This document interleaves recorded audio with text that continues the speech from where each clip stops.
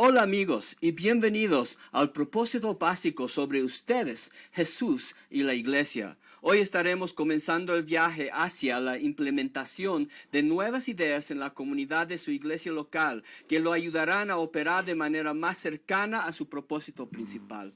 En Open Bolivia creemos que la iglesia está en el centro de los planes estratégicos de Dios para vencer las puertas del Hades en todo el mundo y de esta manera marcar el comienzo del reino de Dios en una tierra tal como está en el cielo.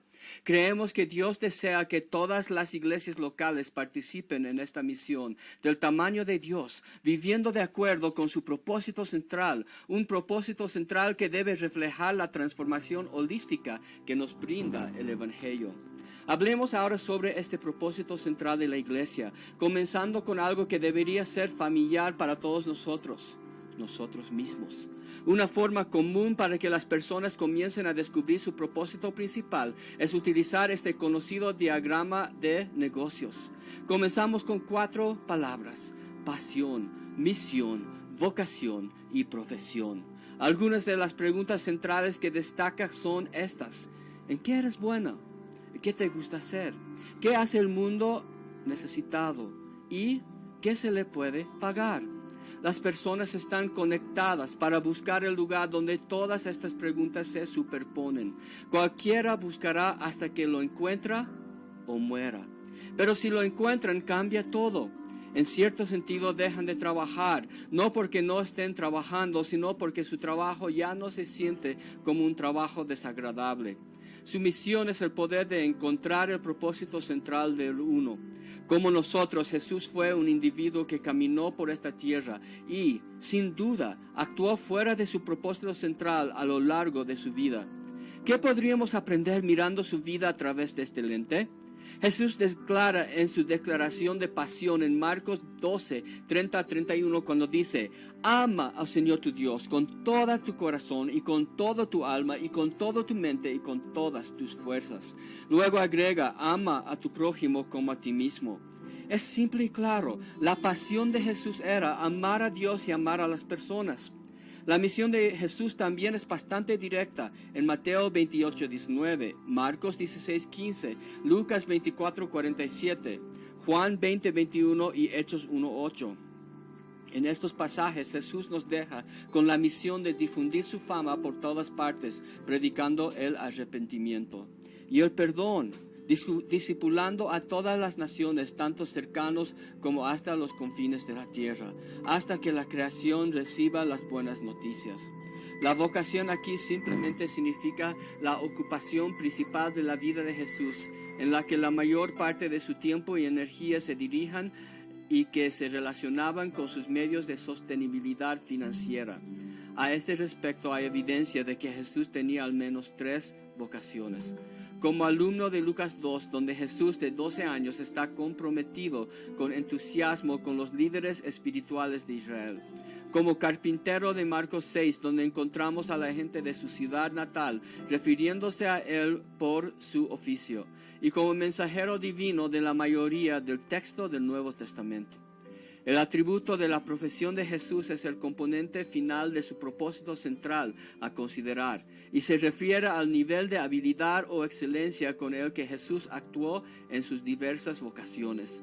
Echar un vistazo a cada una de sus vocaciones nuevamente revela que, como estudiantes en Lucas 2, Jesús tenía un intelecto superior que sorprendió a los sacerdotes del templo por su comprensión y sus respuestas. Como carpintero no se dice mucho sobre su nivel de habilidad, pero a modo de referencia podemos determinar algunas cosas.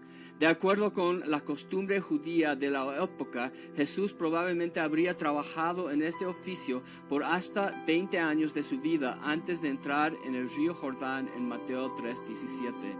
En este contexto, cuando Dios declara que está complacido con su Hijo Jesús después de salir de las aguas del bautismo, su placer también debe abarcar todo el trabajo de carpintería que Jesús había hecho durante los 20 años anteriores a este momento. ¿Debería Dios estar satisfecho con el trabajo mediocre y poco entusiasta? Lo dudo. Esto parece inferir que Jesús era un hábil maestro artesano como carpintero. Como mensajero divino está muy claro que Jesús también caminó en perfecta excelencia. Él era el Cordero sin mancha, el sacrificio perfecto por nuestros pecados. La palabra del Padre a Jesús en el monte de transfiguración en Mateo 17:5 dan testimonio de esto una vez más. Este es mi Hijo a quien amo, con él estoy muy complacido. Esto completa nuestro breve vistazo a los componentes que conforman el propósito central de Jesús. El escenario para que entendamos mejor la iglesia es lo siguiente. Efesios 5:31-32 dice: por esta razón, un hombre dejará a su padre y a su madre y se unirá a su esposa, y los dos serán una sola carne. Este es un misterio profundo, pero estoy hablando de Cristo y de la iglesia. Debido a que Jesús y la iglesia estaban destinadas a ser tan conectados como una sola carne, como marido y mujer, se deduce que lo que Jesús parezca, la iglesia debería verse de la misma manera. La iglesia debe llevar el mismo propósito central que Jesús mismo. Por lo tanto, la iglesia que está casada con Cristo debería apasionarse por amar a Dios y amar a las personas. Su misión será cubrir toda la tierra con su evangelio. Las vocaciones de las personas en el cuerpo de Cristo, tratándolas como compañeros de trabajo igualmente calificados para agradar a Dios a través de su trabajo, y tratarán de crecer en excelencia en su profesión mientras honran el dominio de cada habilidad. Cuando encarnan estos atributos centrales de Jesús, las actividades en las que participan comenzarán a difuminarse, combinando múltiples elementos del propósito principal de Jesús a la vez. Sus atributos pasión y misión juntos se manifestarán en el envío y en la marcha real de los trabajadores para glorificar a Dios entre todos los pueblos donde la iglesia aún no existe. Sus atributos de vocación y profesión juntos resultarán en un mayor número de congregaciones que hacen discipulado vocacional. Discipulado vocacional es una actividad intencional en la que los profesionales calificados de la iglesia son mentores de la próxima generación, que pueden estar dentro o fuera de la iglesia de una manera que desarrolle la experiencia profesional de esa generación y al mismo tiempo los exponga a una vida integrada de fe y trabajo. Sus atributos de misión y vocación se fusionarán para traer tanto la bendición económica como la renovación espiritual, tanto en la misión global como en el alcance local.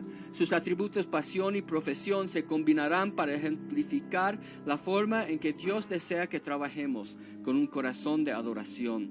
Aquí no se sabe lo que se podrá lograr como una iglesia que se parece a esto. Sin embargo, tenemos una idea de lo que sucede cuando no lo hagas. En los últimos cientos de años de historia de la iglesia, en muchas partes de la iglesia ha habido una separación. Nuestra pasión por la misión de Dios se ha divorciado de las habilidades y vocaciones profesionales en la iglesia, creando una distinción entre lo sagrado y lo secular. Como resultado, muchas personas no entienden la verdad bíblica de que Dios recibe nuestro trabajo como adoración. El discipulado vocacional y la visión de que todos los creyentes deben ser sacerdotes con autoridad para llevar el evangelio de Dios a su lugar de trabajo se han pasado por alto en gran medida. Nos hemos vuelto perezosos en la búsqueda de proporcionar soluciones económicas sostenibles a nivel mundial y local, prefiriendo en cambio dar folletos y ayudar que cree dependencia, destruye las economías locales y robe la dignidad individual. Finalmente, en nuestra pasión por ver a Dios glorificado entre todas las naciones, nos conformamos con verlo adorado por solo algunas naciones, porque en muchas de las áreas menos alcanzadas del mundo ya no son accesibles para los trabajadores de misiones tradicionales. Su falta de enfoque en llegar a todas las personas que aún no tienen un testimonio del Evangelio deben preocuparnos, porque según Mateo 24:14, hasta que todos lo hagan, no veremos a Jesús regresar. Y el perfecto florecimiento de nuestras comunidades que solo Él puede traer nos seguirá eludiendo. O si tu iglesia ya es así, genial. Al reflejar el propósito central de Jesús, o si tienes un largo camino para recorrer, Dios te ha colocado en tu iglesia y comunidad con un conjunto único de recursos y dones para trabajar hacia Él fuera de tu propósito central. Le mostramos cómo puede ser su propósito principal en Cristo y lo lleno de poder de su Espíritu Santo para actuar.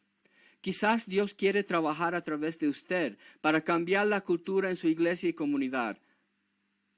Nuestra generación debe buscar su rostro, escuchar su sabiduría y obedecer sus mandamientos para que nuestros próximos pasos, incluso si son pequeños, pueden tener impacto.